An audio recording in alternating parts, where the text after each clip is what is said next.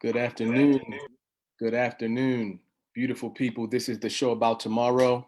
My name is Dermel Brunson. I'm here with Easy Jackson, Lady Breon. Thankful to be here today with you guys. We're discussing the future of the Black family in Baltimore. We want to give a shout out to LTYC and their Love Drive season this year. Epic Fam, Black Arts District, the show about tomorrow, the Legacy Alliance, and From Baltimore with Love. Uh, it's that season, but it doesn't quite feel like that season all the way, right? Am I the only one that's experiencing that, guys? Like, what?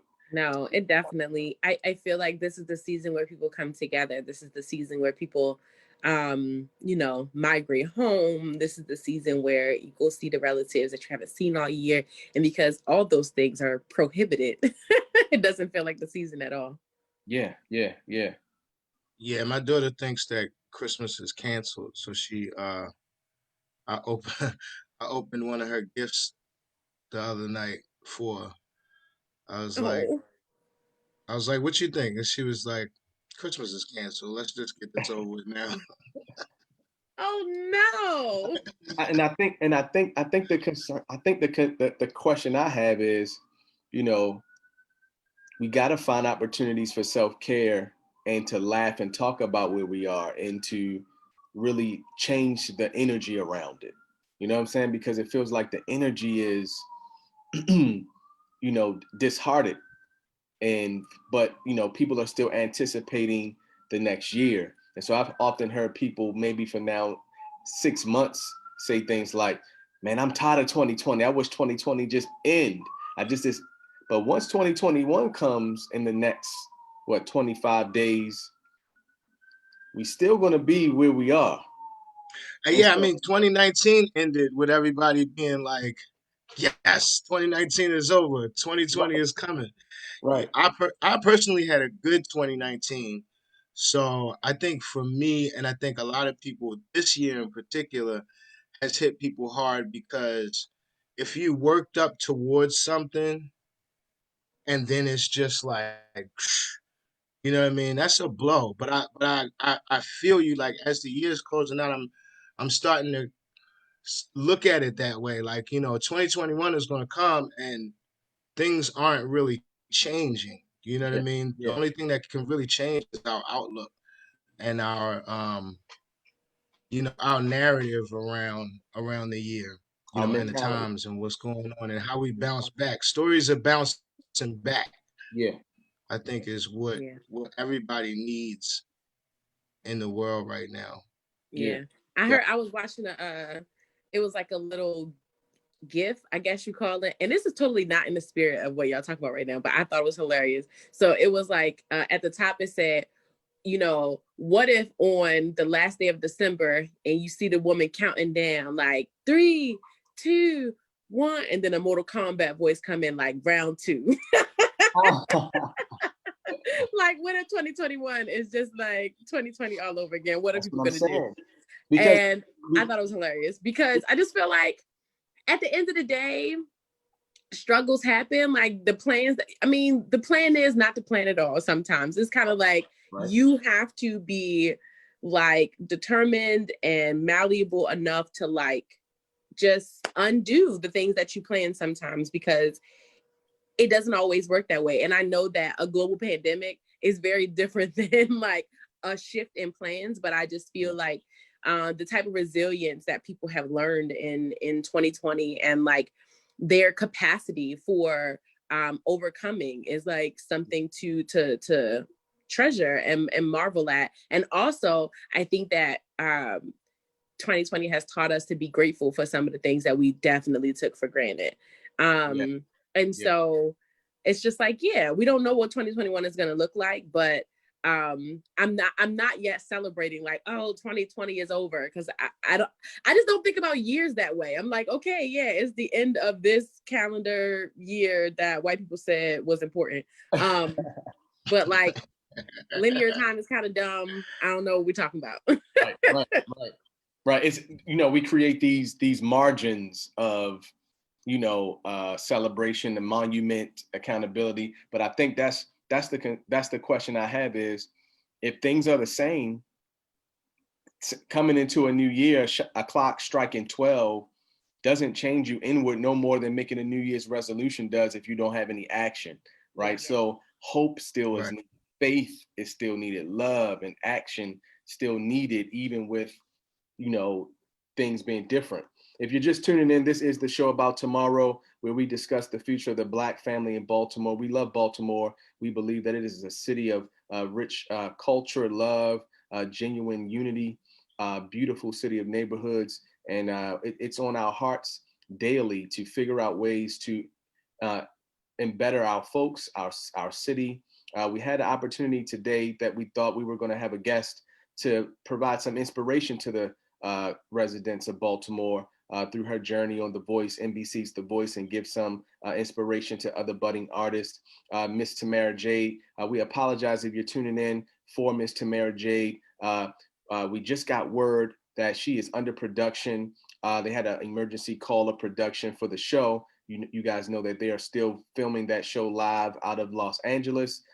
Miss Jade has made it to be one of the 9 finalists in the show starting this upcoming Monday. So they are in full rehearsal, full preparation, and there was a scheduling conflict. So we look to have Miss Jade on the show about tomorrow at our next appointed time in the near future in 2021 as we're moving forward with grace and love.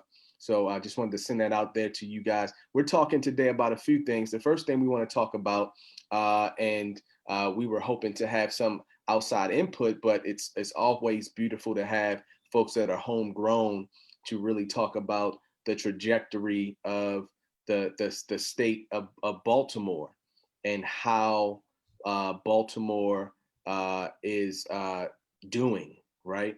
And so, you know, we are in a present space, in a present state of bringing in a new administration to lead the city.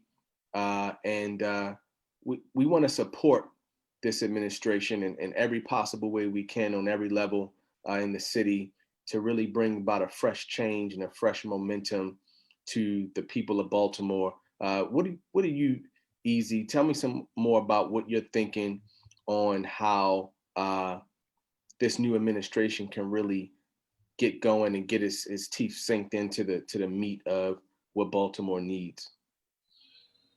Yeah. Well, I mean, I think one of the good things about Brandon is that he comes from, I like the term we always use, out the mud. You know what I mean? He's from Park Heights. He served on the city council as a council person. Then he ended up, after Mayor Pugh's indictment, being elevated to council president. And so in conversations I've had with Brandon is well aware of the need to improve the relationship between the mayor's office and the city council in order to build a greater city, right? Because the council members each represent districts of residents in the city. And in the past, you've had mayors with separate agendas than the council. Ah, So that's why things haven't been able to get done. yeah, So we if got you have if you to so what happened recently was you had a turnover, you had a bunch of new young activists become council members. And then they were struggling with the council president at the time, who was Jack Young, and the mayor, Catherine Pugh, who had separate agendas than what the council had. And the council's agenda comes straight from the people. So one of the things that I like that Brandon is doing is with the transition team, there's a lot of people and there are a lot of people who have been doing the work in their prospective committees, in their prospective areas. So the people that have been on the ground, the people who are the people, are on the transition team. And for those who don't know, a transition team is put in place when you have an incoming uh, administration. And basically, the transition team's goal is to outline what that mayor's top priorities will be yeah. to address in the upcoming years. So, me and Lady Brianna on the arts and culture transition team, very, very excited about that. Yeah. But just all through all of the other committees, you see actual, these are Baltimoreans that you know, or you're only 1 or 2 degrees of separation from, and I think that right there is a great sign of where Brandon is taking it. I mean, this is literally a mayor who is us. He's seen the issues, he's lived the issues, Yeah. and is now trying to make change. Yeah. Totally. And living the issues go a long way because you you are connected, you understand, you don't even have to empathize. You get it. Yeah, Sometimes empathy can be great to exchange, but it can come across as condescending. If I right, know that you haven't experienced my journey, you don't know what my family dynamics have looked like. You don't understand the challenges that overcome, that need to be overcame in this situation. So your empathy is thanks, but no thanks. right. But when you're making decisions that you are maybe making from a head level and not a heart level, you have a potential mayor coming in now that will know how to balance the two and have an experience that really, goes a long way. What's your thoughts, Breon, about? Yeah, I mean, honestly, I think Easy summed it up. Like, I think that for me, I am hopeful about Mayor Scott because I think that he represents a new, fresh perspective, right? Like, um, not just because he's young, but I mean, I think that is a part of it. Like, he doesn't represent that old guard, the gatekeepers that have been sort of running local politics in Baltimore for quite some time, right? And so there are a lot of people who, even outside of government, right, but in communities that have been sort of they've made relationships with their folks in government, and that's the reason why they're able to be gatekeepers, because they have their inside people. But this new fresh administration, I think, kind of changes that, and it shakes some things up. And so I feel like there is an opportunity for new things to happen, different things to happen in the city.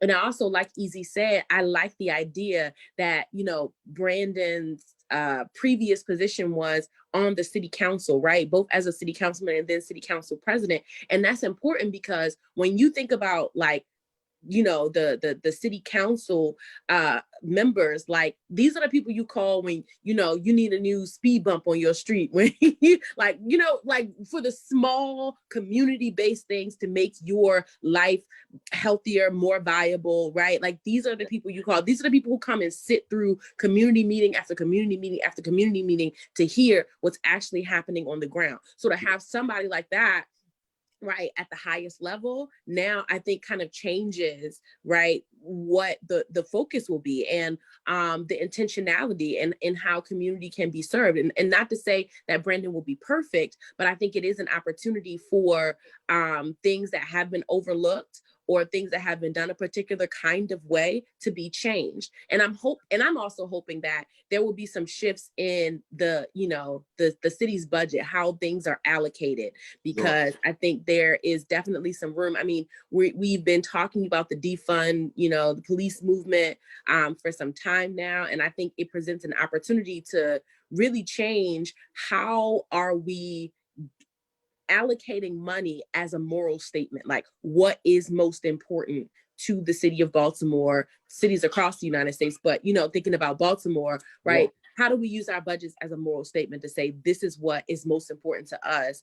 You know what I mean, as a city. So I'm hopeful. I'm hopeful that Brandon can definitely shake some things up. And you took my I was going to ask you, that was my next question for you. What would be your top thing on the list that, of something that you believe is, needed to be impacted within a reasonable amount of time? Again, not believing that he or any other people on administration have some magic powers. Of course, things take time. There are processes that have to happen. Legislative processes are in place for a reason. And so we understand that. But given the amount of urgency that of care that our city needs, what would you put on that list? Is budget would be that thing for you? I mean, definitely.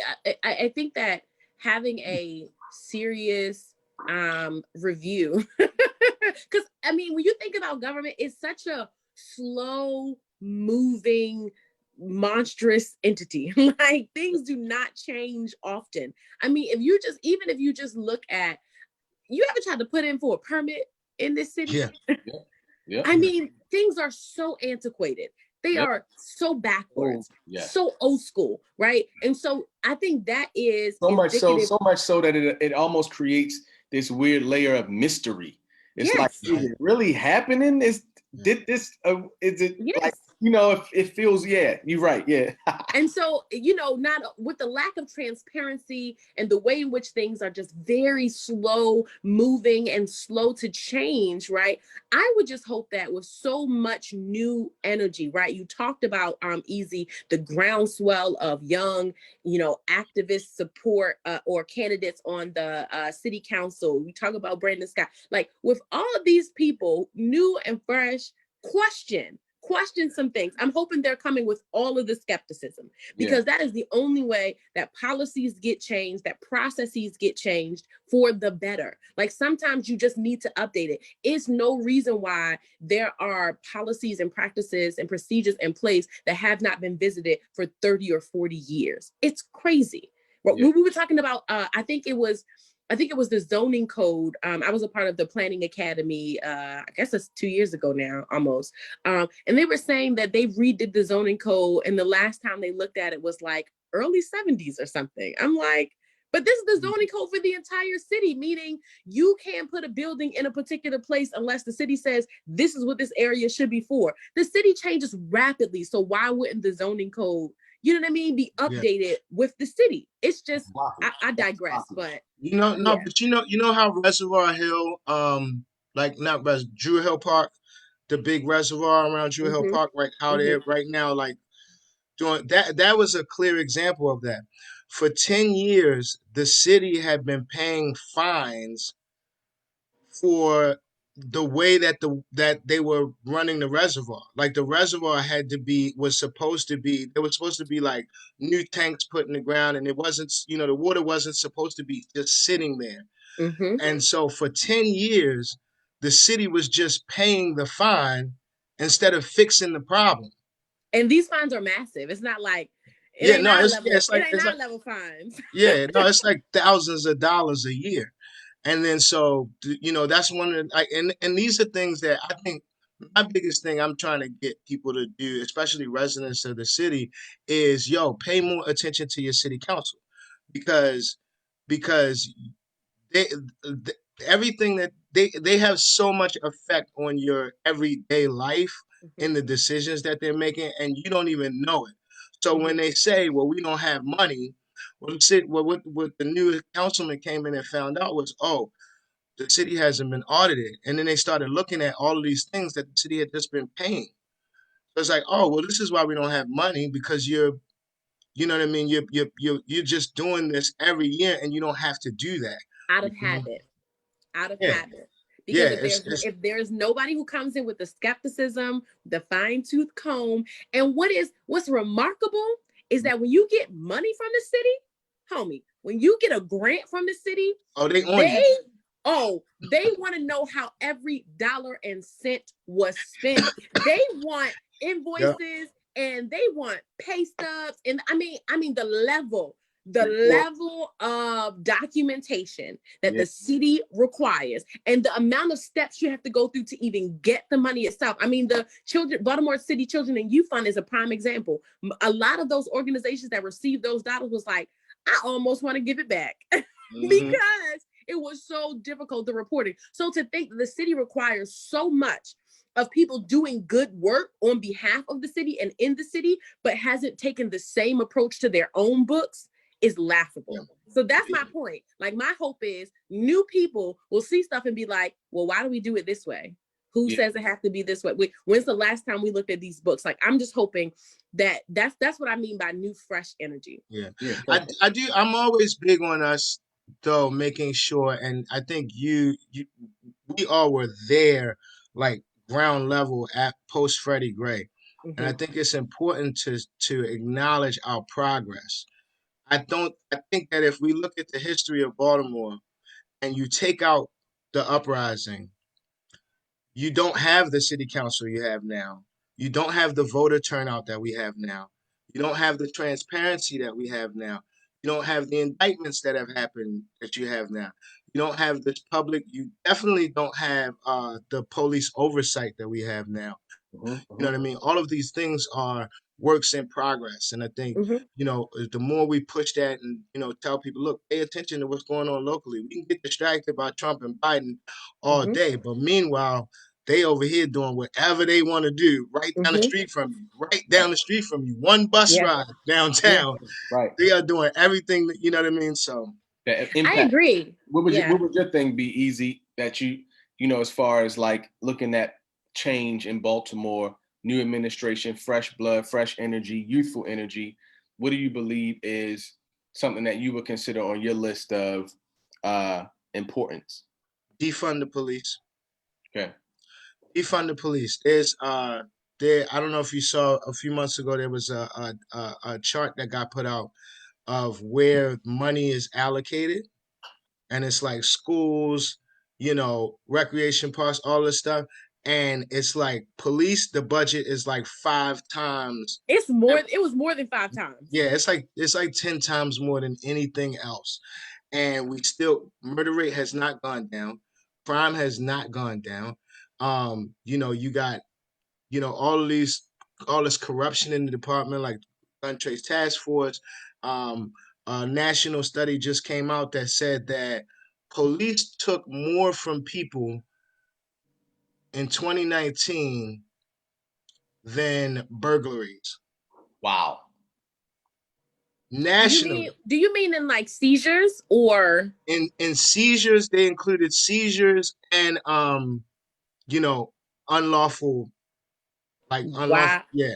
So with like legal, Like the like gun legal, trace task force. yeah, like gun trace assessment. So like legal seizures of assets, and then like between that and corruption, the police took more things from American citizens than burglars. So my thing is defund the police, reallocate those funds. I mean, Yeah. I think that if teachers were making or able to make anywhere the amount that police officers make, we'd have a totally different education system. You And the know, way the police officers normally make money outside of the folks that are at different levels is, through the overtime.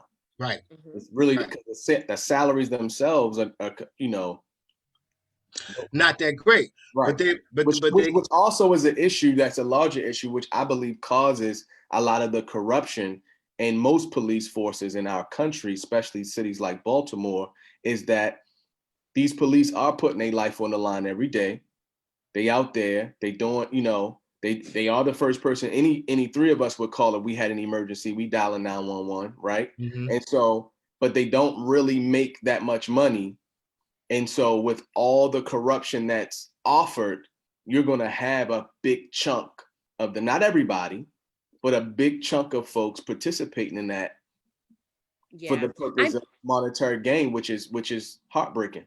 Yeah. But it's for me, I think if people really look into this the defund police movement, and I almost wish it was named differently, because defunding is not, it's not new, right? We talk about defunding education all the time, but Right. you call things different things, right? And I think this whole idea of defunding it really has people all up in arms, but I think it's twofold. I think on the one hand, to what you were saying, Jermel, is there isn't enough oversight, right? If you as an officer know that there's not going to be penalty, no punitive action for what you're doing, then there is no incentive for you to be a decent human. Right. No Exactly. incentive for you to follow the law that you are enforcing. Right. So I Exactly. think on the one hand, they are public servants that are never treated like public servants, right? Right. The public cannot adjudicate in any way, shape, or form, what happens with police officers. So I think on the one hand, a big part of the reason why there's so much corruption is a lack of,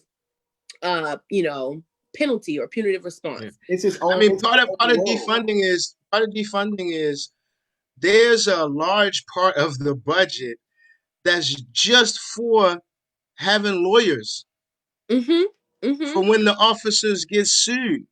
And yeah, and in addition to that, it's a big part of the budget that they know they have to pay out for when they busting heads every year. I Yep. remember in 2010, they did the numbers of how much Baltimore City alone paid out in like lawsuits.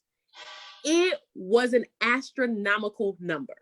Mm-hmm. And it was just like in response to shutting people up for getting, beat up by the police. It's like you could just not beat so many people up. Like the police in and of itself, the system, how it's created in our country, Baltimore's, which mimics some of the other corrupt police departments that we know of in popular culture with New York and LA, in Chicago, right?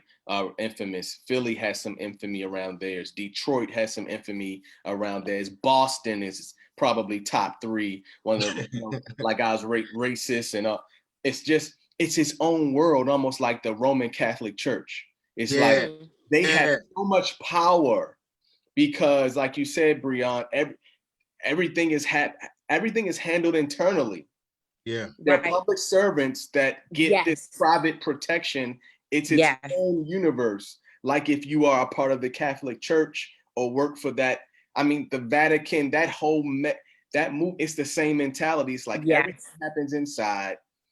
It's Teflon. You can't get in. You can't get any accountability, and I think that is what the defund the police movement is really about: deconstructing that universe, deconstructing that monolith. Like, the police force becomes a catch-all for like everything. It becomes a catch-all for like all emergency services. It becomes a catch-all for response to sort of anything, right? And it's like you could just say the police are not responsible for these 17 things, and we're going to take that money out of their budget and actually put it in the budgets that support that kind of stuff. You know what I mean? Like because the police don't have to respond to everything. They don't have to be mental health. And also give them help. Yeah, because they don't even have social workers and use that money to give them staff in police departments to respond, have that money allocated for staff and towards clinicians and social workers and other. But I would argue not to put it in. So you said don't send it to somewhere else. I'm saying there are qualified institutions and human beings that are not connected to the police department, that don't receive that kind of training, right? That should then be supported to do that kind of work, because you're talking about police officers who they don't have training as it relates to mental health issues and crises. They don't have, like, there's so much training that police officers don't have. They are a last resort. So how about we only call them for last resort situations, and we take all of the funding that is like non-emergent, last resort, like you know what I mean? So it's a bomb and we got to bring the police in to go. Right. Oh no, it's coming. Right, like it's a hostage situation. Right, a hostage situation, right? It's like anything outside of that, how about we put the funding in the hands of folks that are actually doing that work better? And this also is a part of, this idea of community policing. Like, there are so many organizations that have been doing the work of like making sure the communities are whole. That ain't the police work. Right. It's just been shown. That's not their work. Resolution. Right. All of that type of stuff. Definitely conflict resolution. Definitely the ability just to, what it said, the protect and serve. And the old mantra of the officer friendly, just the whole energy of it, is very, very dark, and it's both sides. I love to play devil's advocate. I'm thinking also on the side of the police, again, those who get in it for the right reasons and then get lulled to sleep, or people who grow up in it, just like there are people who grow up in the drug game, grow up in business, grow up in the family law practice, grow up in the family grocer. You grow up in the dad, granddad, great were police officers. I'm now a police officer. This is what I know. This is a whole world in and of itself. The concern then becomes thinking about those people who, are not incentivized, as basically what you were saying earlier, Breon, to do the right thing. We're giving them so much power and so much authority, but not incentivizing them the way others would be incentivized, Yeah. right? You And know, then there's this false sense of fear that the public has. Like, Mm-hmm. I remember one time there was a woman talking about how her neighbor got robbed at gunpoint in broad daylight. And then a guy responded to her and said, another reason not to ever leave the house again. And she was like, well, I'm not trying to feed into that. You know what I mean? She's like, I walk my dogs at all times of hours. Nobody bothers me. There's this fear that I think the media and the reports put out, and people buy into that. That the police, if we take money away from the police, then it's just going to be worse with people running around Gonna killing be each other. mayhem. It's going to be mayhem. Everybody's just going to be running around killing each other.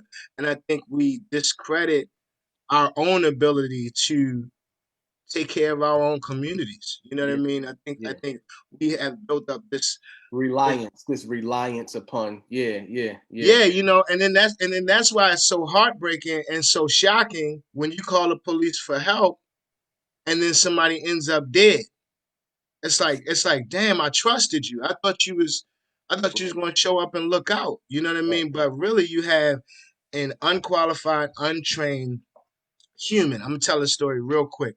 One time, me and my wife got into an accident. We got hit coming down Hilton, right? On this day, it was like one of the first hot days in West Baltimore. So Baltimore Police Department didn't respond to the accident. Coppin State Police Department responded to the accident. And there was a situation where a Baltimore police officer did show up, but they talked to the other guy and didn't say anything to us. So Coppin told us when we get home, call the police and we could file a police report that way. So we call the police officer. The police officer shows up. The one police officer that did show up to the accident is parked on the side of my house. So I say to the police officer, I say, he was there. And he like gave me this BS story about how, no, you probably just recognize him from the neighborhood. And so we started to kind of get into a back and forth. I didn't get violent or anything, but I did raise my voice because now I'm starting to get upset because you're insulting my intelligence, bro. Like, I know I just seen that man a half hour ago. You know what I'm saying? And he stepped back and put his hand on his gun.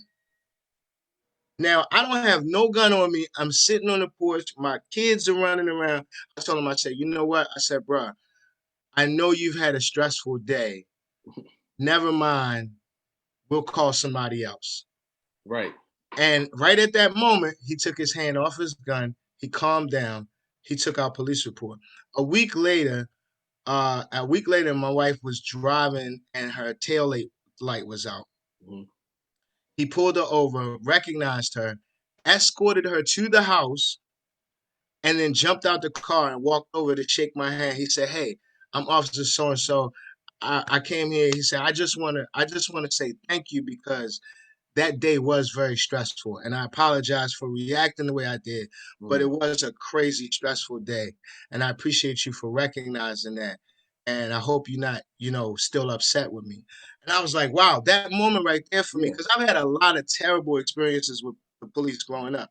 sure. That moment for me was a moment where it's like, these are imperfect humans, Yes. trying to do their job every day, regardless of what, Yeah. we all got employees who ain't the greatest employees, and we got employees who are stars, you know what I'm Right. saying? Same But thing with that. but at the end of the day, they are human beings, and we have Human to. being. I think the discussion around defunding the police also includes helping them. Yeah. But you're right, Breon. I think the term can be polarizing and confusing for people, but you Yeah, know, yeah. They make it. I mean, it could.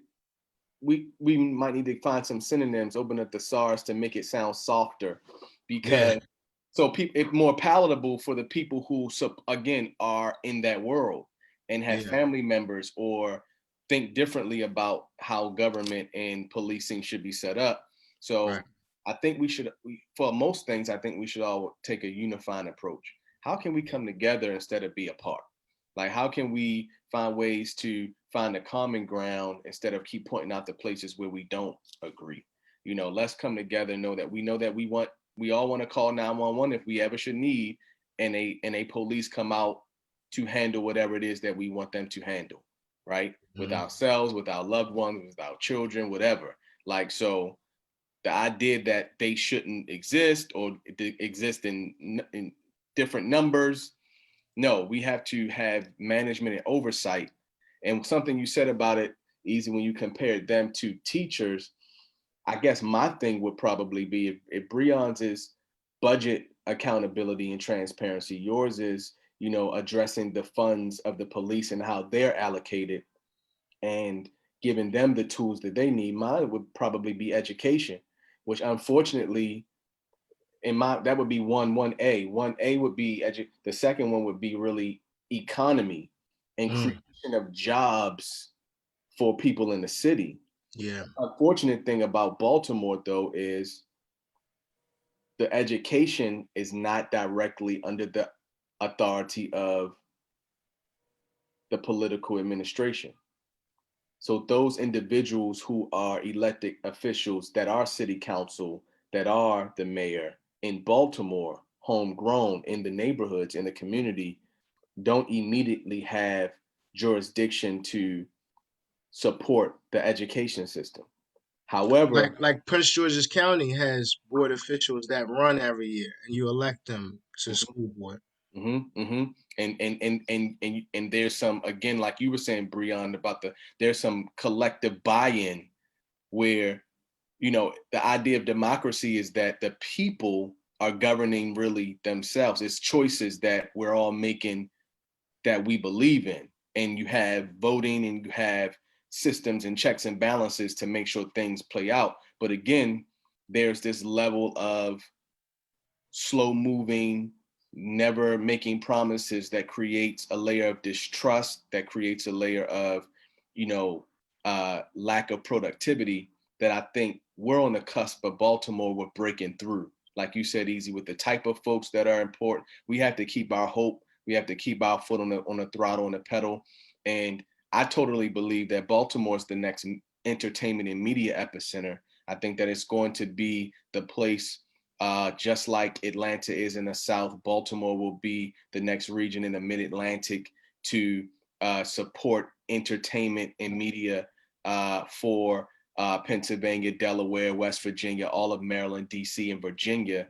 I think it'll be a calling card here, and that will also create jobs, right? I think that the one thing that I would hope that this new movement, because that's what I want to call it, with Brandon being elected at his age, his track record, and even again, like you said, Easy, the type of people that he's choosing to be on the transition team and the subdivisions of each transition team, I think that shows a positivity that we're moving in the right place and that we can, you know, really support what's happening. But I think the main thing is we got to change the energy in the city. We got to begin to speak lovingly and glowingly and believe the best of the city and look at the city as a major organ in this country. We are a city on the water. We are a city with culture. We are a city that has historically always been booming with business and industry. We still have major international industries that are, home based here in Baltimore, right? Same thing with artists, athletes. We've always fed the American and international cultures through Baltimore. And that's what we got to think about. And we Black, and we've And been we Black. been Black, and yes, as a Black city, been Black, we love it. And it's time for us to think with that level of intensity and swag, really, to come with the confidence that we got the goods. Yeah. And we need our leadership to come in with that. We need the people around this new mayor and this new folks that are in there to bring a new fresh energy. And you two, I know, will bring that love and that energy and that peace to be able to be in their ear to say, listen, we can do this. Let's think big about our city. Let's not just think about only the lowest hanging fruit of the thing that we can move the easiest. Let's go for the big thing. Let's see our skyline and lines across this beautiful water that we're on shine and light up, what else can we do for the city to build business? You know what I'm saying? Yeah. Mm-hmm. Yeah, because that all of that leads, it just leaks into everything, you know. Yeah. I mean, I think all three of these um, just feed into the fabric of the city. Like there's so many avenues where we can improve as a city. Um, I wanted to we wanted to shift and talk about decriminalization a little bit. The Huh, marijuana you took it decrim. right out of my mouth. Okay, go. So yesterday, the House of Representatives approved legislation that would decriminalize marijuana and seek to address the devastating injustices caused by the war on drugs. Now, I want to make sure one of the things that I've noticed that we've had to make sure is do when you put these headlines and this information out, do just a little bit of kind of basic level education. This does not mean that it's official, that it's a law. You have the House of Representatives, and it still has to go through the Senate. But I think the timing of it is super interesting because, of course, we got a new president coming in. Both him and the vice president have been criticized for their role in the war on drugs, their role in mass incarceration of Black men in particular. So I'm interested to see how this plays out. Will it pass with a lame duck president? Will it be stalled until Biden is actually sworn in? But I really think one of the problems I have a lot of times with this information is that we live in a headlines world right now. So people see the headlines and they think, oh, it's legal now. No, it's not legal yet, but it did get a decent amount of support. 222 Democrats, 5 Republicans, and an Amish libertarian, Justin Amish. Oh no, his last name is Amash. I'm about to Uh, say, a libertarian. last name is Amish. I'm like, Justin Amash, a libertarian, voted in support, while 158 Republicans and 6 Democrats voted against it. So it's becoming a little bit of a bipartisan issue, right? Like you have almost the same amount of Republicans that voted for it. You had the same amount of Democrats vote against it. There's hope there, I think. I think one of the things that I'm hoping is that, you know, um, there's something in here that releases the folks who were convicted of marijuana possession. Yeah. I think, when I hear conversations about decriminalization of marijuana, it brings me to the conversation around reparations. I feel like it's the closest we gonna ever get to a real conversation around reparations, right? And here's why, because I think that you know, too often slavery is too far removed for people to have a real conversation about the injustices that this city has done. That this country has done as it relates to slavery, right? But when you think about more recent injustices, the war on drugs being a prime example, you can track in real terms the devastation that has been imposed on Black and brown and poor communities all across the United States as a result of the war on drugs. And if you are going to then start to generate revenue, right, as a result of the same drugs that has incarcerated people, that has torn communities apart, that have left them disenfranchised, then the lion's share of that revenue needs to be then directed to the most negatively impacted communities, and policies need to be created that will undo what has been done as it relates to mass incarceration. So it's not just letting those people out of jail. You have taken their life away for something that you then realized, oh, it's not so bad. It makes sense that you wanted to make money off of it. Now we want to make money off of it too. No, you got to do more than just let those folks out of jail. You have to undo what was done. And we were always making money off of it.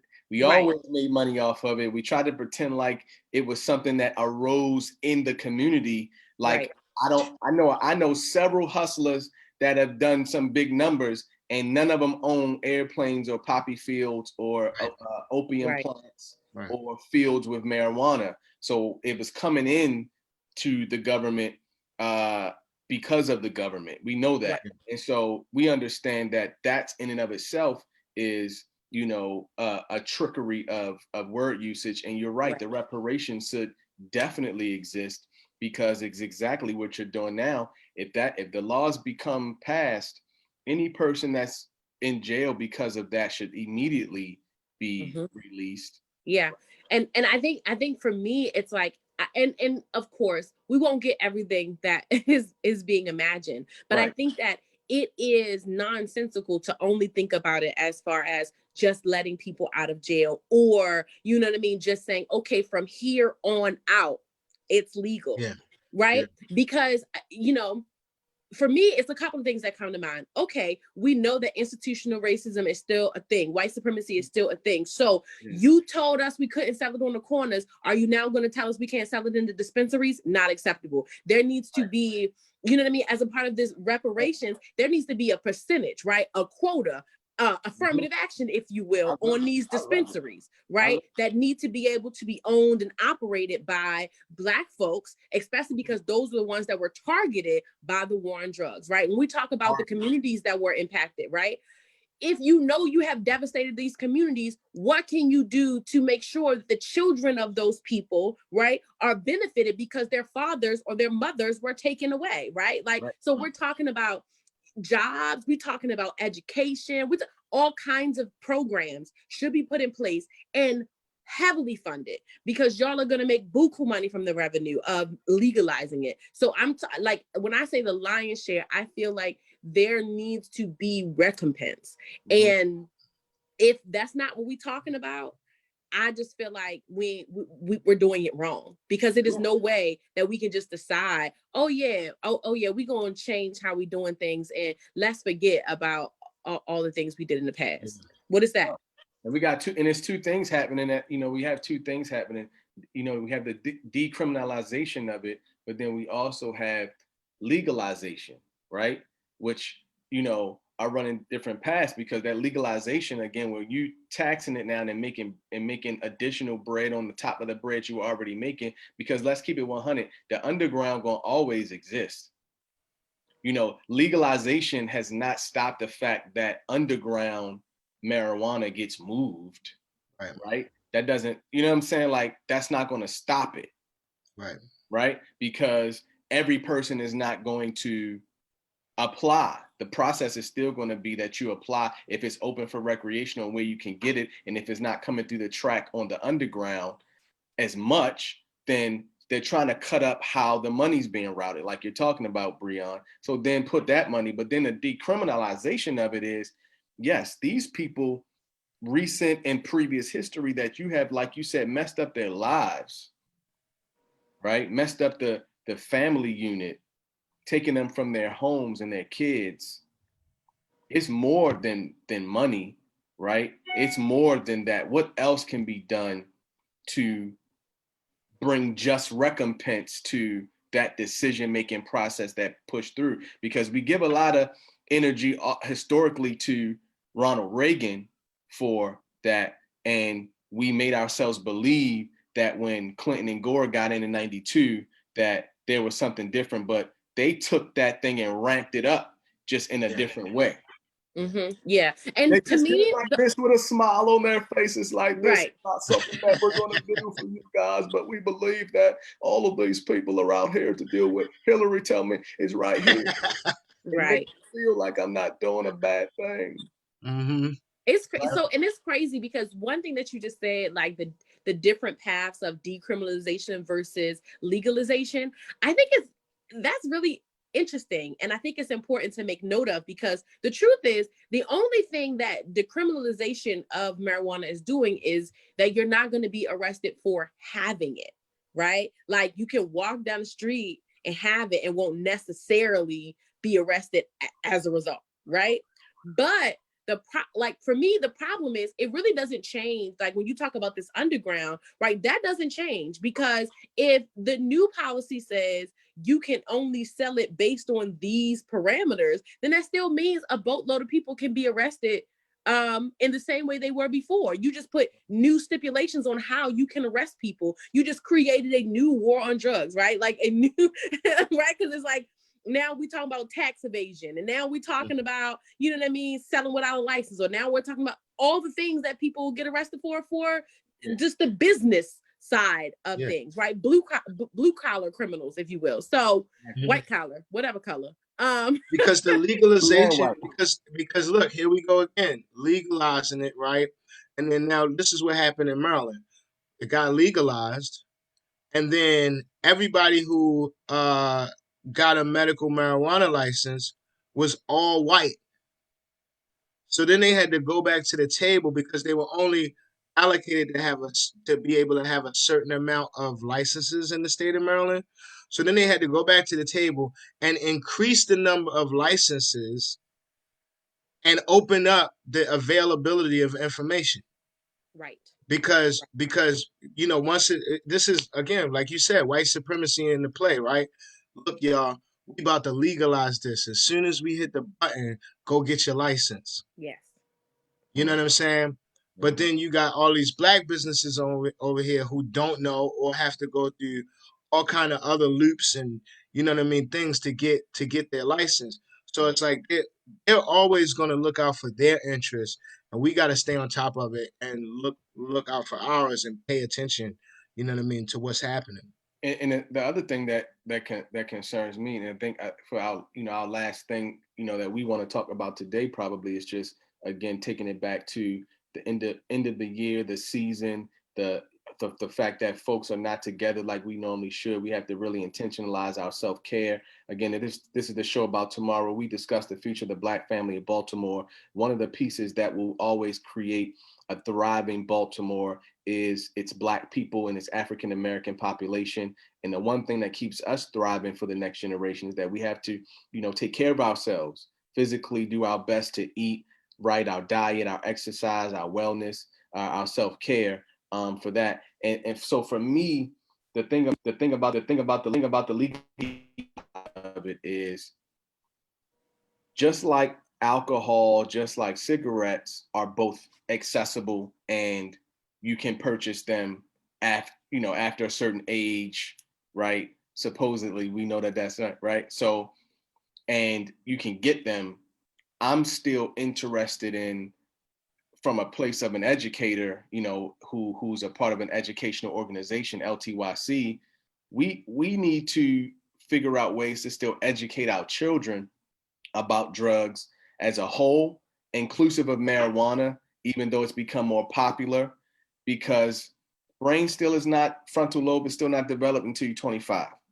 And so we want to be careful about glorifying the marijuana plant for young people to just smoke little too early before their bodies and minds and brains and decision and emotions are fully developed. The use of marijuana in any particular fashion is for adults, that are making decisions for themselves and taking care of themselves, right? It's not for kids to, get a hold of and start doing that in the middle school and high school, like we all have been exposed to. My first experience with marijuana is as a middle schooler, right? So but we want to do better because there are so many things stacked against our kids, in the African American community. We want to always make sure that they are thinking with the most clarity that they possibly can be thinking with, and understand how to take care of their temples, their bodies.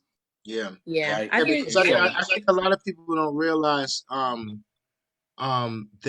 the different strands and the different effects they have on you. When you're a kid, you're not really thinking about none of that. You know what I'm saying? But as an adult, you go, oh, well, I'm not a sativa person. I'm more of an indica person, or I do sativa at this particular time. You're an adult, and you're able to make those decisions. But kids, You know, it's funny when we were growing up, they always talked about how marijuana was a gateway drug, right? Right. And we always dismissed that as like That's BS. that Nancy Reagan stuff. That's that Nancy Reagan stuff right there. That's just say no to drugs Yeah, campaign. just say no. You know what I mean? But you know, I mean, it really is like when I look back on it, you know, it can be depending on your social circle, depending on your own life, your upbringing, your home life. You know what I mean? It can be. Alcohol can be. You know what I Right. mean? I know. I I mean, know. the truth is peer pressure and stress is the gateway drug. Yeah. That's the truth. Real Yeah, talk. peer pressure and stress, and the fact again that it's so accessible and visualized upon everything. You know, Yeah. it creates a pressure that may not exist for some, but Yeah. exists for others. But again, all things in supplication and moderation, and with Right. education. Again, like Easy was saying, knowing your different what it is that you're doing, how it affects you, so that you can be ready to respond if Mm-hmm. something is different, and not starting too early. The gateway is if you start anything early, you build a tolerance. So Yeah. after a while, you need more and more of it or something totally different to get whatever effect you are, Yeah. because you started too early, or again, not doing it in moderation. It becomes Absolutely. too much of a lifestyle and not an accent to a healthy lifestyle. And I just feel like that's with anything. There's a lot of drug addicts walking around right now as adults who were simply on Ritalin as kids. I was Wow. just about to Wow. say, I think that Wow. when we talk about education, it's more like a fear tactic than actual education, because I feel like, we talk about, we talk about the extreme drugs, but oftentimes we don't talk about prescription drugs. And there are Right. far more humans in the United States addicted to prescription medication than there are any of the other drugs, right? Totally. And you're talking about from young people all the way up to elders Mm-hmm. addicted to prescription drugs. So the truth Yep. is, if we're going to do, health education, we just have to do it differently. Stop trying to scare people out There we go. of whatever it is, whether it's sex, drugs, alcohol, whatever. It's more about educating them and allowing them to make informed decisions, because Yeah. it's There not you go. just young people that's out here not knowing. It's whole adults risking Right. their life doing stupid stuff because nobody told them, ma'am, sir, that is non-binary. That's not how that works. So That's not how that yeah, works. Or you shouldn't do that much of it, or you need to exactly. balance it with this. Or when's the last time you sweat? When's the last time you broke a sweat? When's the Right. last Like time? they don't even know the signs. They Right. don't know the signs of alcohol poison. They don't know the signs of Right. dehydration. They don't know the signs of, Yeah. like, these are things that can happen as a result. And if it happens, this is how you need to take care of yourself. Like I just feel like everything is so taboo in America that we fail to educate people about stuff that they are going to do anyway. And so I Right. think that if we just think about it differently, I know it's uncomfortable, but from youth to adults, it's people out here that just do not know. They don't know. Well, I'm different now. And this conversation that we've had, definitely has made me different, to add that to my, positive energy or paying attention to legalization, but also the decriminalization, the restitution being brought back to those who were unfairly incarcerated, or lives impacted from marijuana as a criminal enterprise. And so I definitely think that we want to add education to that for all, right? For young people, for all people around. Just because it's accessible to you, that don't mean it's for you. Might not be for you. Might not be, for you in this manner. So we want to do that as much as possible. I think that's, a good sweet spot for us to stop, because that really impacts a city like Baltimore. I've known, and I'm sure you both could start listing people that in your lives that were impacted by, those real rigid laws directed towards African Americans in inner cities of America. And Baltimore was definitely one of the top 5 cities in the 70s, 80s, and 90s as relates to drug trafficking and the impact of drugs on families and people's lives. So, we always speak love and speak healing. We always speak blessing to the folks in leadership.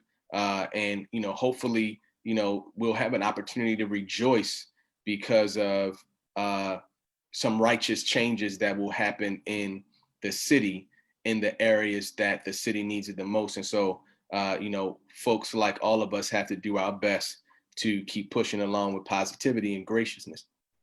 Sure. Absolutely. Yeah. I'm excited with the show about tomorrow, guys. Thank you guys for tuning in, beautiful people. We love you, Baltimore. We'll be back on February the 6th, starting off in the new year with February the 6th. We'll be taking January off, but please listen out and tune in for new updates concerning the show about tomorrow, our guest list, our slated topics to talk about, as we always push for the beautiful state of positivity and movement for the future of the Black families in Baltimore. Thank you guys for tuning in, checking us, and peace. Be safe out there. Wear your mask. Stay social distant.